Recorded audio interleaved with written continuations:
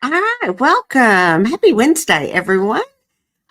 Just give a few minutes for everyone to jump in. I'm going to check my tech. Looks like we are streaming live now on Facebook and LinkedIn and on YouTube. So as you are joining in, I would love to know where you are joining in from. Just leave me a comment, say hello. Would love to know who's watching today. And if you're catching this on the replay, then make sure you leave hashtag replay in the comments so that I know where you're coming in from or that you're catching the replay, and you can let me know too where you're from.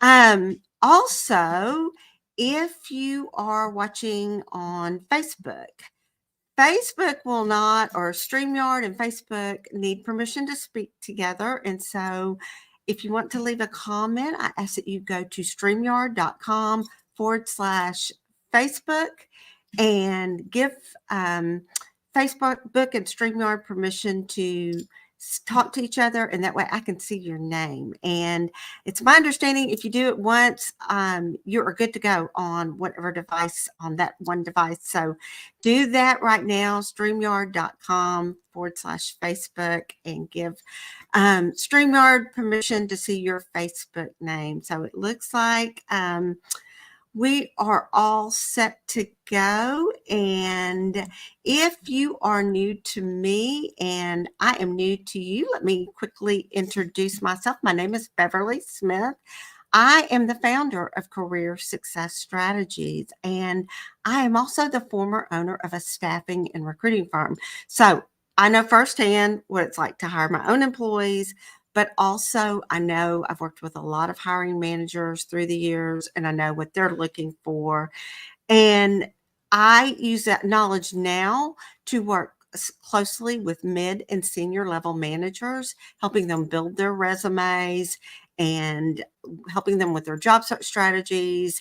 It is my intention that they capitalize on my knowledge and land the career of their dreams. So if just moving on, September, I'm excited about this, is Update Your Resume Month, and you may not have known that before. So for the next remaining weeks in September, we're going to be talking about all things resumes. We would have started last week, but I had one more thing on LinkedIn I wanted to get in about the LinkedIn groups. And as you may know, I did a whole series last month on using LinkedIn and maximizing it. You can go over to my YouTube channel, which is at Beverly Smith Resumes, and you need to click on the live tab, and all my videos are in right there. So feel free to do that and learn all things about LinkedIn that will help you maximize your job search. So with this being Update Your Resume Month, next week, I'm so excited about this, y'all. I have a special guest. Her name is Laura DiCarlo, and she will be joining me to talk to you about updating your resume, why you should do it periodically, and if you're not, even if you're not actively looking for a job. Plus, she's going to share some strategies that will make it easy to do that. And so we've all got to love easy, right? I'm excited. So make sure you join us next Wednesday. Mark your calendars. It'll be next Wednesday at 12:45. And Laura DiCarlo of Career Directors International is going to be joining us. So this week, though, we are going to be talking about how the resume has evolved over the years and what you should be doing to capitalize on these changes. And again, if you have comments during this broadcast, please make sure that you leave them in the comments. I'll be checking the comments periodically. And if you have questions, happy to answer your questions there. So I feel like that this is an important topic for anyone who is actively or passively looking for a new role, to really understand how the resumes have changed over the year and what that means to you. Um, Plus, one of the things I'll share with you at the end of this as we get through this is what you should be doing before you need a new resume. And that's going to make the whole resume writing process so much easier for you, I promise. So get your pen and paper out if you want to take some notes. And if not, you can catch us on the replay. And again, if you are catching the replay, make sure you use hashtag replay so that I know that you were here. So resumes historically in the past have been a one size fits all, very generic document. And it's pretty much been a list of what I call your responsibility fours, everything that you are responsible for. And I also like to refer to it kind of as a career obituary, which I know is kind of a funny term. But if you think about it, it talks about generally it just lists what you're responsible for, your duties, and that kind of thing. And it's just nothing exciting about it. So it's kind of like hum ho career obituary. And a lot of times they read just like someone has copied and pasted the job description into the resume. It's boring. It's just not interesting at all. And honestly, I can tell you as a recruiter, I have run hundreds of these. They are a challenge to read because it just does not keep your attention. It does not really tell me anything about you and who you are. I don't know anything about your career story. It just doesn't do you any favors if you're using this type of document. And if you're already seeking a job and your current resume is very generic, what's happening is you're casting a very wide net with your resume and hoping to attract many different companies and different offers. And what you've probably experienced, I'm going to assume, is you're not gotten a single response from that resume. And if that's the case, this could be why. So I want you to listen up because what we're going to talk about is this evolution of resumes, and by following the trends and staying up to date on the latest trends, how it could help you land job interviews a lot quicker. So I want to shift your perspective and look at what a resume really is. What is the intention behind it? The intention of the resume is to be a career marketing document. It showcases your talents, your skills, and what's your unique value proposition. It tells a potential employer what it is that you're bringing to the table that makes you different, that makes you stand out from the other job candidates that may be applying for the same position. And so you may be wondering, well, okay, if I don't list everything that I'm responsible for, then exactly what am I supposed to put on my resume? If I don't say I was responsible for leading a team of salespeople, or if I don't say I was responsible for increasing sales year over year, or I was responsible for hiring and training, then what the heck am I supposed to put on this resume? So that's a great question. And I want you to leave me a comment in the comments if you are wondering the same thing, because I'm going to answer that question for you right here, right now. So, like I said, today's successful resumes are going to market and showcase you. They are a marketing document. And to do this, what we have to do is to show 2 to 3, maybe as much as 5 accomplishments or achievements with each position that you've got listed on your resume. And that's just going to kind of depend on exactly what position you're applying for, how those accomplishments relate to the position that you're applying for. But when we do these, when we keep it very accomplishment or achievement focused, we don't just list them, but we actually are providing context behind them. And we're going to tell the actions that you took to achieve that, and then what results that you got. So instead of responsible for, we want you to be able to show a potential employer how it is that you save them time and money. Another example might be How did you take a process and make it more efficient or more effective within the organization or your department? How did you evaluate programs, let's say, that your company was using and then discovered maybe that some of them were obsolete, and you ended up saving your company thousands of dollars a year by changing programs or revamping programs or eliminating them completely and maybe implementing something that was more up to date, that allowed your team to make better use of their time, increase their efficiency, and by and be able to tell them like how much and what all that looked like. And so those are just some examples. Another one might be, did you develop a training program where you were able to get your department up to speed very quickly, and then were able to save the company like X amount of dollars every year or a month over month? These kind of things, y'all, are going to showcase your unique value.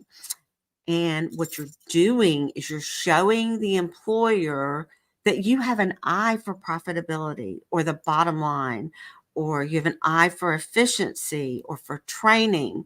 And these are things that they are going to be looking for. And not only, instead of just listing, I was responsible for doing this, now you're showing them how you did it and the results that you got. And so it really speaks to what your ability is. It's a testament, and it's not just, hey, take my word for it because I was responsible for creating training programs and implementing them. Take my word for it. Instead, you're saying, no, this is what I did. This is how I did it. And this is the benefit for my company long term. And by talking about well, let me back up. I'm jumped ahead of myself here. So resumes should really, and this is kind of another evolution because there's been a debate, should it be one page or is it okay to be several? And through the past 10, 20 years, I've actually seen resumes get rather lengthy. If you only go back 10 to 15 years, which is now the thought, you really don't need to go back any further than that unless something you've done in your past is very relevant to the position for which you're applying. Then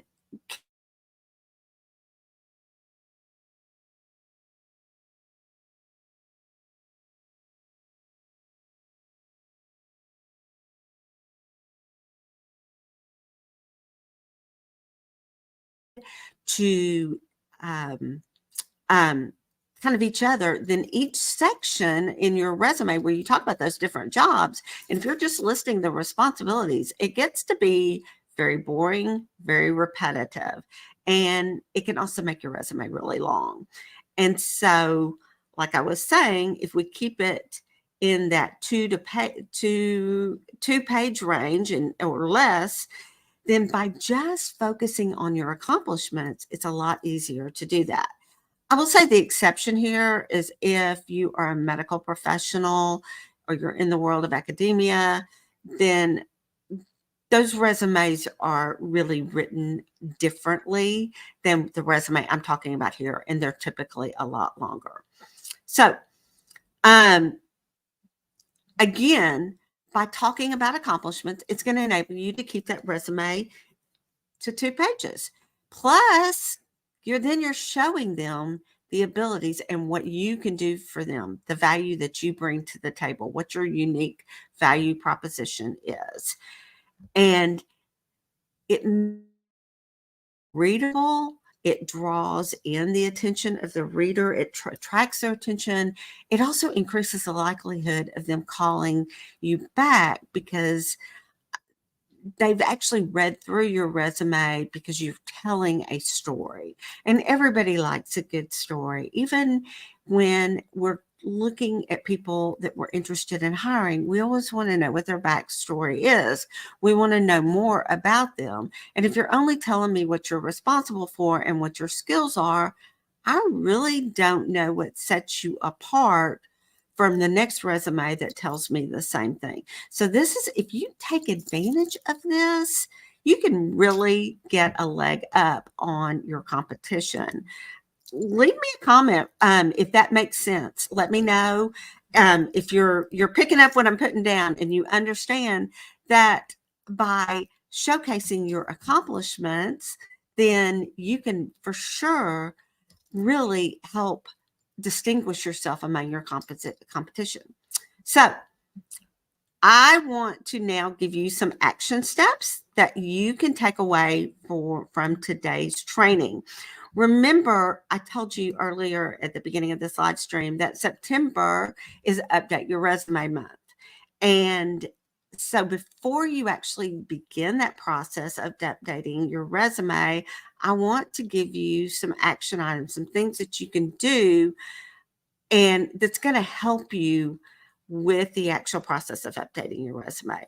And so what I'd like to see you do is to start making a list of your career accomplishments. Reflect to each position that you've held over the last 10 to 15 years. Spend 30 to 40 minutes. If you've not done this before, if your resume is 5 or 6 years old, if you've been in the same job for quite a while, really just sit down and think about that. Get you a notepad and a pen and start making you a list of things that you've done. Write down everything that comes to mind, even if you weren't really recognized for it.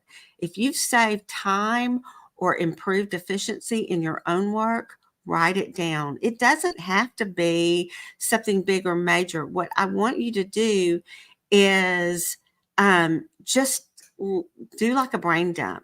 Some of this information you may not even end up using on your resume.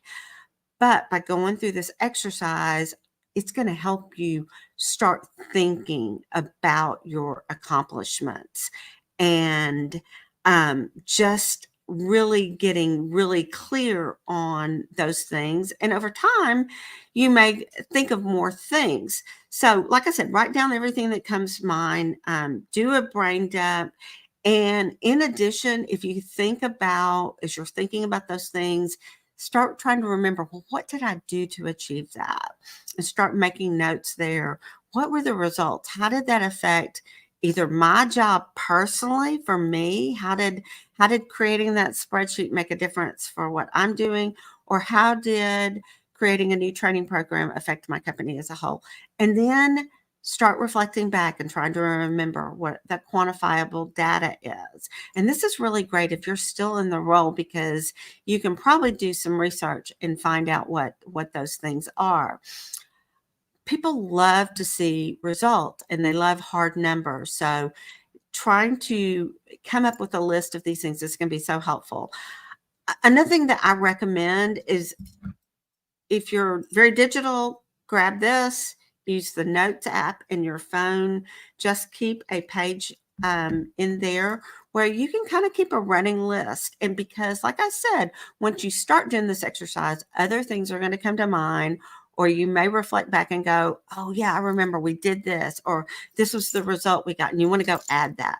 Well, most people always are carrying this with them. And so if you're waiting in line somewhere, maybe you're in a waiting room at your doctor's office or at your chiropractor, and you're like, you can just whip it out and start making a note right then, instead of trying to remember to do that later. So I want to emphasize too that this list doesn't have to be perfect. It just needs to be a work in progress, and really focus on the context, like I said, the actions you took, and everything that happened. So having good, solid data is going to help you down the road.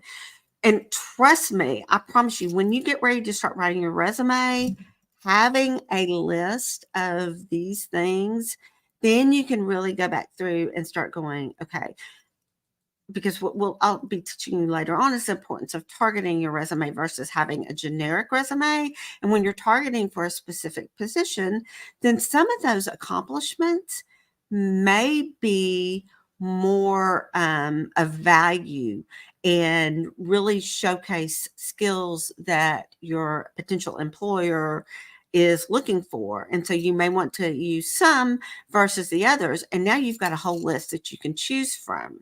So, and I tell you, it's going to make it so much easier whether you are doing this on your own or if you're working with a resume writer. It's going to be great for both of you. With your writer, if you're working with a professional writer like myself, it's going to make it facilitate those conversations. It's going to be easier for them to really get the heart of what your unique selling prop is. So I hope this is helpful for you. Let me know in the comments if you found this to be valuable. And if you are interested in updating your resume, or would like a review of your current resume and to talk about some of these trends in more detail, I do offer a free consultation. And all you would need to do is just send me a DM, or if you're comfortable leaving me a comment, but I understand you might be searching confidentially. So you can send me a DM over on LinkedIn or on Facebook, and I would love to get you on my schedule to see what I can do to help you through that process. And again, if you are catching this on the replay, make sure you use hashtag replay. Feel free to leave me any questions or comments. And just real quickly, I'm going to check to see. Well, hey, Vivian, I'm so glad to see you here. Let's see, where and how do I include my education? Great question, Vivian. I recommend that if you are not fresh out of school, which I know that you're not, that needs to go towards the bottom of the resume after the work history. And it can either go at the end, or it can go maybe before community involvement, those kinds of things. But unless the only people that really should be putting theirs up at the front would be a someone that is a student or a recent graduate. And another note on that, you don't need to include dates if you've been out of school for more than 5 years. It's really not relevant, and you don't want to give anyone any reason to rule you out because you're too young or too old, or it just doesn't matter. A lot of people do go back to school when they're older, so it's not even I don't know, it's just not even a good judge. So that's a great question, and thank you so much for asking that. So I want you to mark your calendar for next Wednesday at 12:45 and join Laura DiCarlo, the founder of Career Directors International, and me. You do not want to miss it. It's going to be really good. And Laura has been in career development industry for several years. She's quite knowledgeable. It is going to be really good. So you're going to get two career pros for the price of one, which is actually free if you're joining me here. So I look forward to seeing you next week, and great to see you here. And I will see you in my next video.